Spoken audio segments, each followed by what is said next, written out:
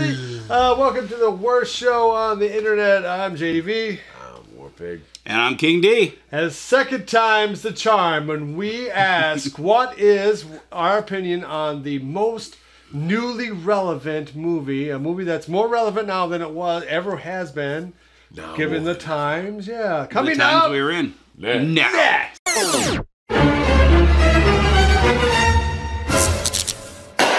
All right, hey, welcome back into the show. So we're filming this episode in late July, like summer, mid-July. Kind of, we're at the height of summer, and it's Saturn Hill. Yeah, but fall 4 is months not in. too far away. 4 months into Corona World. So almost no new movie releases. So again, we're going to kind of try to talk about a subject, maybe movies you ought to check out that are going to be even more relevant than they ever have been. What's your number one? We're just best of, then we'll do an honorable mention. They Live. Yeah. Now, look, where They Live lacks is they have the whole alien angle. I don't know about all that. But the idea of just seeing it everywhere and knowing that literally everything you're being told is nonsense. What the mother fudge? I've got one that can see. And it's that reaction. And then that he goes immediately, baby, well, I've come here to kick ass and chew bubble gum. And I'm all out of bubble gum. He just drops the premise immediately. But the idea of them realizing it and going, whoa. Well, and it's not just that. Like, it's not just that. It's Dennis? when he does realize it, and he goes over to Keith David, and he's like, "Hey, dude, come here. You're cool. We've been talking. We've been hanging out, and he resists. We're really good friends. Trust me. Violently. Look these glasses." Oh, yeah, and then they fight for what's the minute? 7 minutes. The big like 14 or 14 minutes. Yeah, the longest fight over just trying to wake someone up, and that's where we're at right now as well. Takes a lot. And well, without their commentary, I think we're perfectly fine right now. It's fine. Perfectly fine. No, that's probably the winner out of whatever movies we say, because it is a meme machine, man. Yeah, I mean, it always has. Well, been. mine is more relevant now. Also because Demolition Man is this possible future that's going to stem out of this. There was a chaos and a calamity where one man stood up and said, I can reform everything. You just have to do everything I say and listen to everything that I demand. No more cursing and no more using paper and no more caffeine and no more tobacco. And that still seems less repressive and dangerous. Yeah, exactly. I mean, but and also no physical contact. Social distancing, I guess, technically, because they do the high five and then the little... So you're saying it's predictive qualities. Right. And if you don't subscribe to the principles that are being laid out by the masses, you are cast out into the cellar or the gutter to fend for yourself, because you can't be a part of this perfect society, which is also where we're at now. I'm not sure we can say the word masses anymore. Assholes. Sorry. Well, that's a good one. The predictive movies, I mean, like H.G. Wells' Time Machine, kind of Morlocks, like Eloy. that. And all right, so Be honest. What's man. yours? All right, just kind of trying to think out of the box. Here we go. Magnum Force with Clint Eastwood. Ooh. Because there's there's an element of what that film is commenting on, the broken police force, even in 1975. Yeah, because they do go into You want that. to talk about predictive and relevant to this day is... There's a whole idea of you motherfuckers taking it. Right, and that's the whole David Soul line. You have any idea how it is to get a conviction on a cop? Mm-hmm. Yeah, come on, man. That movie... It's not the question. There a lot of what's going on right now. Well, and the paradigm shift of that, where that he was the hero that spawned, 2 more sequels? And now he's absolutely the villain, if you look at popular culture. Yeah, but I think that film does a great job of laying out, hey, man, this is the way it is. Blade Runner is a little bit like, you ain't cop, you're little people. Mm-hmm. There is an element to what's going on that is absolutely 100% legitimate.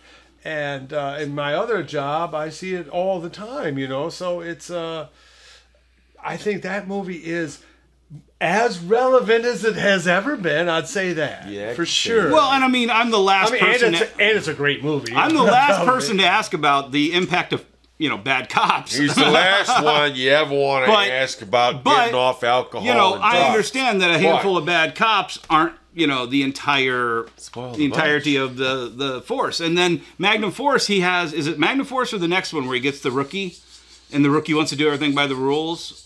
Oh, well, that's the first one. Is that the first one? Well, they're all of them. Right. Ty Daly. Yeah. Right. So, but I mean, the thing is she's still uncorrupted at the end of that. But she gets shot and killed. Right. By a bunch of hippies. Right. But is that the message? Is that the message that if you live by the rule, then you're going to get killed by the unruly masses. Right, but come on, Magnum Force. That's not bad. Okay, so that's I like that. All right, so honorable mention. What's your runner-up? I'm going to go with Logan's Run. Yeah. No, but you had another one. No, I have a different one. I'm going to go with Logan's Run because I really think that's really also along the same lines as Demolition Man, whereas somebody has now shaped this new idea, this lie. It is a lot like that, yeah. And then all of a sudden, if you don't believe the lie, if you don't believe in masking up or staying in place, you are a runner and you have to run from the Sandman or the police state who is going to... Sure. It's the other movie that I could think of... No, it's Logan's Run. I agree. That's right. It brings an odd relevance to a film that is very dated. Very dated. Yeah. Very dated, right? 50 years old. Well, the other one that comes to mind for me is it's only dystopian if you extrapolate forward, right? But the movie... The day after. I brought it up before. It's Rosemary's Baby. Because to me, Rosemary's Baby is like The Omen almost. Is a documentary. I just assume that has happened. And it's no coincidence that the person who made the film went on to be banished from our country for raping a child. That movie to me... Well, and it's also relevant because his family, he was singled out to be the spark of the Manson race wars. Well, yeah, as a matter of fact, there is some argument that Polanski arranged for that to happen. I'm not buying into that one. But only because of Ixnay and the Polanski ski. Sorry, Roman. However... Roman. Let's Roman go Genesis Peorage, right? Yeah. John wants to work with Roman. But just that whole paradigm of just... Well, no, what you're talking about, the rise of supernatural evil in the world. And the rise of people that are legit Satanists. I'd pick the Omen over that. Well, you go Omen 3. Omen 3 is exactly where we're at right now. Yeah, actually, that movie is very relevant. Potentially to a viewer. Is Omen 3. Yeah, Omen 3 is really kind of, all right. So my runner-up has got to be Escape from New York, of course. Oh, yes. It is a great police films. Dystopian film. And it's, again, about a police force and a city that has been overtaken by criminals and all that. You can read into that whatever you want. And you have to build a wall around the city, too. And it's a great, like Magnum Force, it's just super easy to watch. So it's always fun when you can watch something that's super good. Special Forces Black Thunder. But somehow takes on a new flavor or makes you think about the movie in a new way. You're like, ooh. And Escape from New York is especially when you're watching timeless 20, films, 30, 40, 50-year-old movies. 60, 70, 100. And then you're, but you're sitting there and you're like, how the hell did they see this? They saw this as 1980. They saw this as 1990. No, they nailed 2020. And that's the weird part about it. All right, so why haven't we talked about like movies like 2001 or The Matrix or because we ain't ever getting there, or The Walking Dead or other true apocalypse films? Is it just because it's a cheat? It's just they're too close to. Well, I'll tell you, 2010 is actually fairly possibly relevant right now. Because if you remember, the world is in strife, but they still got this mission that they've kind of gone to. But at the end of it, when they broadcast the message, when they Dennis, all these worlds are yours except for Europa. That's a bridge too far. No one from this planet has left low Earth orbit in 50 years. And the tapes of when they did it have been destroyed. No. It can't Capricorn physically be done right now with what we have on the ground. Low Earth orbit. and they did that. We have more power in our cell phones than they had in the entire space program. Like exponentially. Yeah. They're literally magic, but no, dude, you've not left low Earth orbit in 50 years. But anyway, escape from New York with the police force and the city and the road. Everyone knows them with the skulls now. You know. The Turks now. Yeah, the Turks. I mean, was like, that with the gangs rule Season the city. Hubley? Yeah, Season Hubley. Special guest star. But why not Matrix? Why? Because that's the original Red Pill film and all that. Yeah, it is, but... We talked about some other movies like 3 Days of the Condor or the Manchurian Matrix, Candidate. I mean, things that are really trying to talk... might be too optimistic. Yeah, well, I don't know about that. Because the Matrix shows you a win, or at least... A tie. A tie. Shows you a tie. Yeah, they don't show you just outright nope. Okay, maybe it was a dumb topic. If you got a movie that we've forgotten, I'm sure we have. Movies that are more relevant. Road Warrior, of course. Other apocalyptic films, I guess, are more relevant. But just like this what's going on now is a very, very specific thing.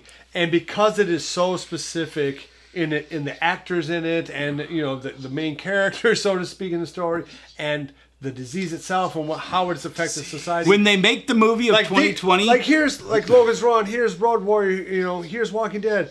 Yeah, that's fantasy. We're in this finger right now. We're in this reality here. This is really happening. So the predictive nature of these films is interesting because they're like Zardoz or something. Like, yeah, maybe it will happen like that, but probably no. We're going on a different path. Oh yeah, last one. Oh shit. Thundar the Barbarian. That's kind of like we're really. China is going to mine that moon at some point. And, Lords of Light. All right. So anyway, thanks for watching this episode. Hopefully, it gave you some ideas of some flicks to watch. I think they're all good flicks. Everything that we mentioned. So just watch them if you haven't seen the Omen or They Live, Omen 3, Demolition Man, seen Rosemary's Baby. Check it out. Baby, and just ask yourself, New York. is this real? Yeah, Logan's Run is good. And, like, subscribe, share, love each other. Until next time. Yeah. Rub your chin real quick, because you got a big fuzz on your chin. All right, there you go.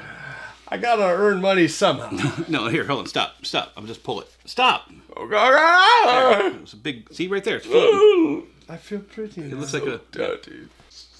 For sure. What the hell is this in the fucking tree? Hello, man. What do you want from me? I just live here. It's over. She lets me stay out here sometimes. The bird apocalypse. Birdemic. If I've been good. Shocking hard. She lets me stay in this dirty shed. When have you ever been with all good? the tools on the wall? Mostly I'm just in the fields. Work in the fields. Trying to catch a mouse to eat from time to time. You get mice? Sometimes, if I can get them. Good fiber. Jesus. Be sure to visit evilgeniusentertainment.com for exclusive content,